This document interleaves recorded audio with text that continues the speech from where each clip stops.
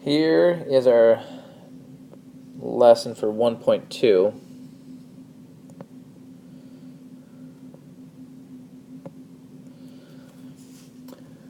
Primary focus for the day will be numerical data. Okay.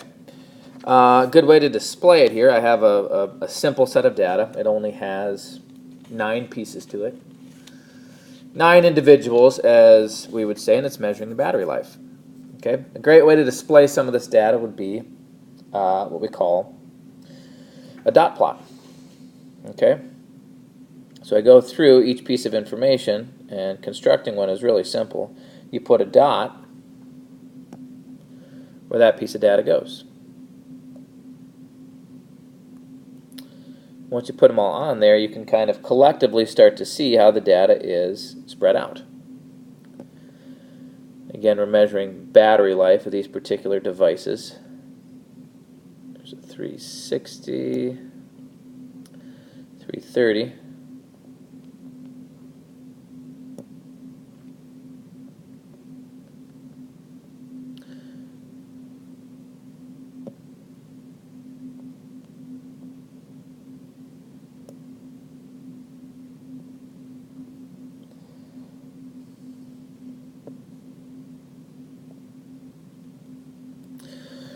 All right, so we're back to distributions. Now, I mentioned in the very first lesson that you should really get to know the definition of what a distribution is, right? In this case, we're looking at battery life, okay? It looks like, because again, a description will tell you what outcomes that variable will take on and how often it takes them. It looks to be from our data that battery life for a cell phone seems to be somewhere between like 300 and 460 minutes, right? Obviously, that would depend heavily on how much it's being used, but you know, we're not going to get into that. But it looks like it's more common that they take on between like 300 and 360, okay, whereas 460 looks to be like an outlier. Okay. Now, if you are ever asked to describe a distribution, okay, that's the part I really want to get to on this slide here.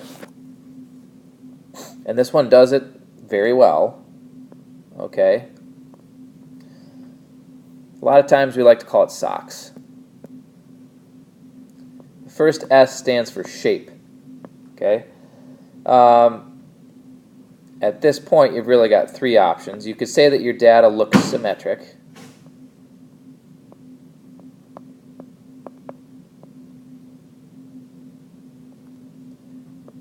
Could be a right skew.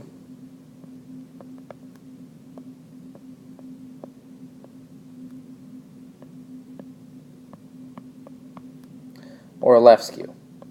Okay, now in the very last lesson of chapter 1, we'll get into skews more.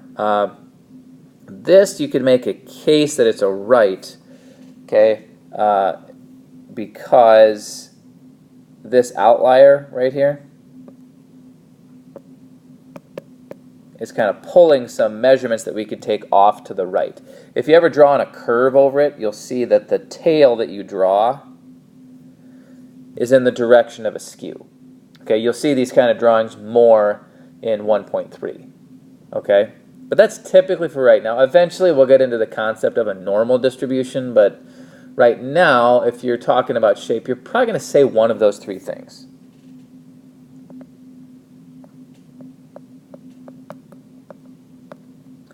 Got outliers. I'll show you how we mathematically calculate if it's an outlier. We usually don't.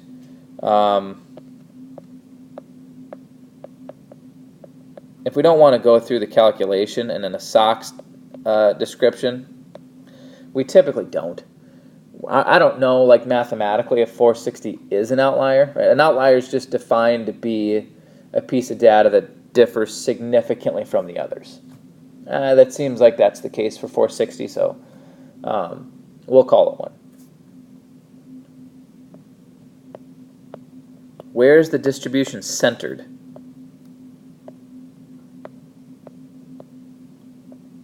There we typically cite the mean or the median. Okay.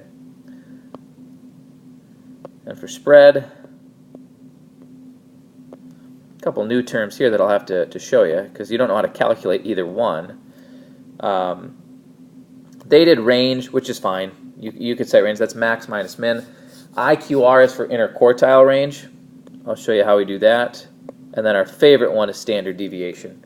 And we'll get into that a little bit later on too as to how those are calculated. The bottom line is I should cite one of those measurements. Okay?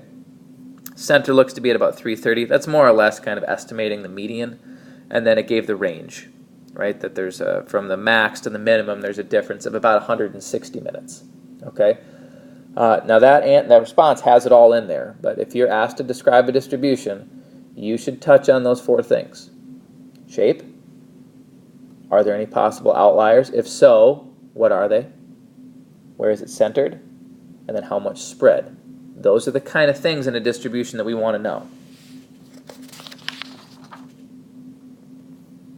Here's just another one. Okay? This one is about the number of siblings. Okay? Looks like it's a right skew, right? If I were to draw in kind of my nice smooth curve over it, it looks kind of symmetric there, and then wait a minute, those 5 and 6, they kind of pull that tail to the right. Centered at a 1.5 with a range of about 6, looks like there could be 2 outliers. If you go back to that list of 4 things, you will see that description hits on all 4. Okay? That's what we're looking for to describe a distribution. Nothing more, nothing less.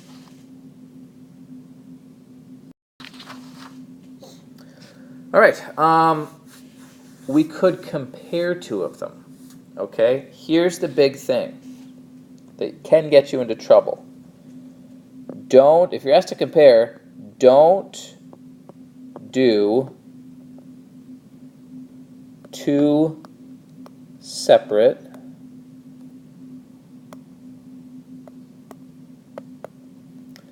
descriptions.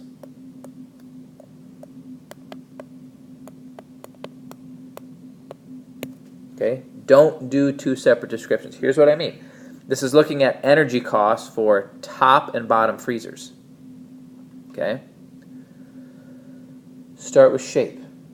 Notice in the first sentence I compared them. It looks like the bottom has a right skew, whereas top looks to be fairly symmetric. Bottom freezers follow a right skew. Top look to be fairly symmetric. Okay, I compared them to each other. The center for the bottom freezers is at about 70, and the center for the top is at about 56. Now, actually, for these other ones, you don't need to say numbers. It would be totally sufficient, in fact, an even better answer, if you said the center for bottom freezers is greater than it is for top freezers. That's perfect. Okay? That's absolutely perfect. For spread, you could say that the range for top freezers is significantly smaller than it is for bottom freezers. Right? Bottom had a range of 102, top was just 18. Right? Make it clear that the range for bottom freezers is way bigger than top. That's what we're looking for in your comparison. Okay? How do these two compare to each other? Looks like there might be 2 outliers for bottom. They're talking about these up here. Top doesn't look to have any. Okay? Still hits on the socks, shape, outlier, center, spread. Okay? What I mean by 2 separate descriptions is don't go through for like bottom. Don't say it looks to be centered at about 70, follows a right skew, has got 2 possible outliers at the top, and has a range of 102. And then I go give the same description for the top freezers. That's a no-no, okay? That doesn't count as a comparison. Go through piece by piece, just as this response does, and compare them directly.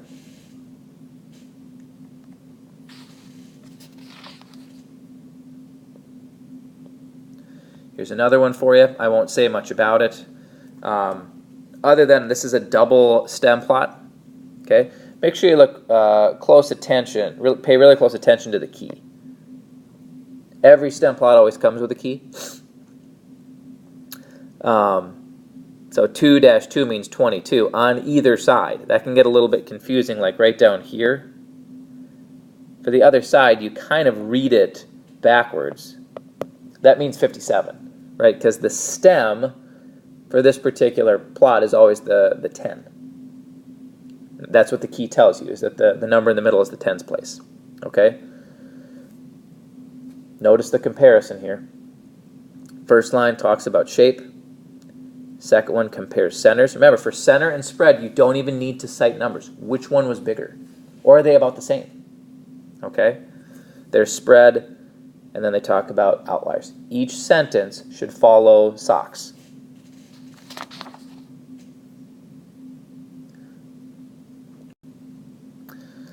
Here's a little check your understanding.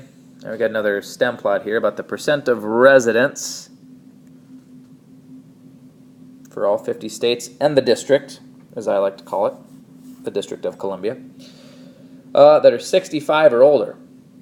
There we go.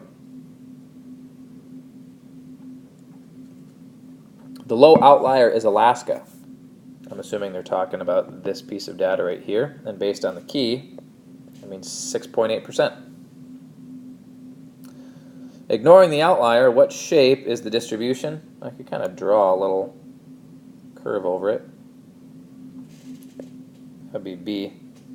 Looks to be awfully symmetric. And I don't even, it's a, you know, little bit of a push to say Alaska's an outlier, but it's fine, whatever. We'll call it one. The center, here's what I would do for the center, right? Because it's, a lot of these choices are really close together, but I would go calculate the median. There's 51 pieces of data. The one in the middle is the 26th. So I would start at the bottom, count my way up until I found the 26th piece of data, which would be 12.8. They all come out to be B. All right. IQ scores on 5th graders. Interesting. Didn't know we measured IQ of 5th graders, but apparently we did. Anyway, who really cares about the data? What I care about is, let's use it to make a histogram. That's what this last slide is all about. So histograms are different from bar graphs, and that's why I want to show you this one, is because histograms are used for numerical data. Really, everything in this whole section has been data that's numerical, right? If you look at all the examples we've done, everything, you know, whether it's energy costs and money or battery life in minutes, all of these variables, they're measured in minutes, okay? So now, with a histogram,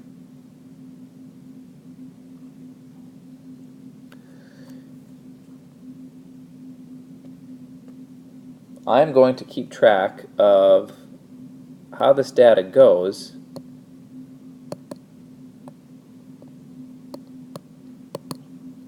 in terms of groups of 10.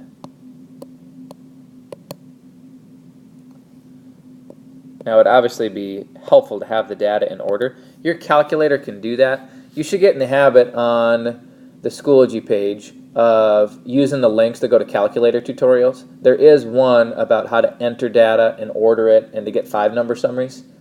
I can always show you that stuff in class. At any point in time, we can talk over calculator features, but you should take a look at those tutorials on the Schoology page. You'll find them helpful. I'm not going to make you suffer through this one because I went through and gathered, organized the data. Because this is what I really want. I'm going to go in intervals of 10. We call those intervals bins. B-I-N. I chose a bin width of 10. So here's really what I need. 3 students scored in the 80s for their IQ, 4 in the 90s, 14 in the hundreds, 17 in what we'll call the 110s, 11 in the 120s, 9 in the 130s, 2 in the 140s. Okay? We're testing, I mean, the reason we got this data is it's, you know, it supposedly follows a bell-shaped curve. So we kind of want to see if that bell-shaped or normal curve starts to show up on our histogram. Okay, well, let's go make it. Okay, let's go and make it. So here's how they work. I'm going to start down here. And we have 80, 90, 100, 110, 120,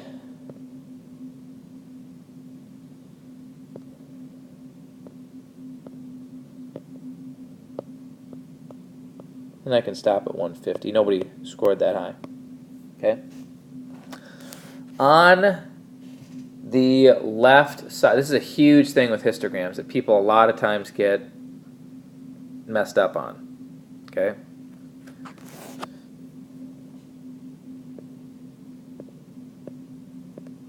This is always in terms of frequency. Okay. Always in terms of frequency.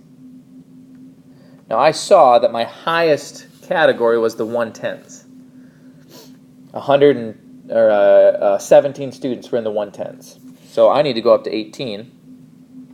I'm going to go 2, 4, 6, 8, 10, 12, 14, 16, 18. And that's going to work.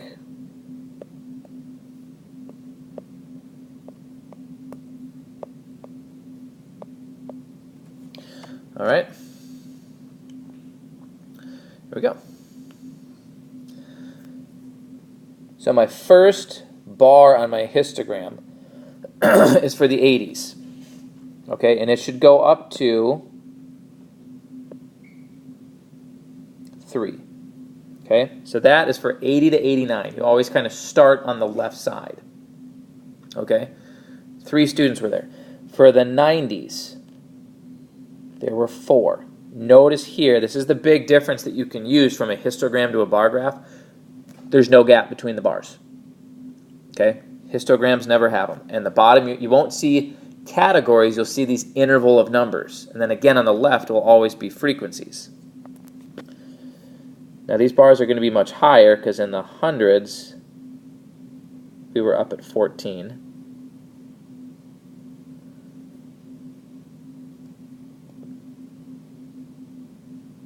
The 110s went up to 17. The 120s went up to 11. 130s only went up to 9. And then the 140s just had 2. And that shows us a look at how these IQ scores are kind of distributed. The heights of the bars illustrate the frequencies quite well. Okay, went through and did a SOX on this one that from the histogram I could see looks roughly symmetric. Okay, center appears. I didn't actually go find the median. There were 60 scores. So you take the average of the 30 and the 31st. I could have. I just said it looks like it's somewhere between 110 and 120. Okay, range of 70.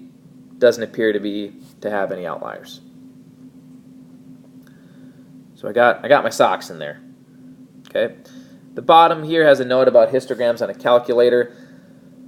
Not yet. I'm going to show you how to do that. Okay, but not quite yet.